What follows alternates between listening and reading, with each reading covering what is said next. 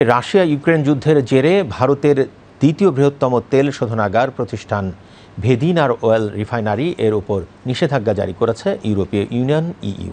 শুক্রবার এক্স এক পোস্টে ইইউ এর পররাষ্ট্র বিষয়ক প্রধান কাজা কালাস এ তথ্য নিশ্চিত করেন। তিনি বলেন, তারা ক্রেমলিনের যুদ্ধ বাজেটের মূল ভিত্তিতে আঘাত হানতে চায়। সেই লক্ষ্যে এই সিদ্ধান্ত নেওয়া হয়েছে। রাশিয়া ইউক্রেন যুদ্ধ নিয়ে তাদের অবস্থান পরিষ্কার ও দৃঢ়।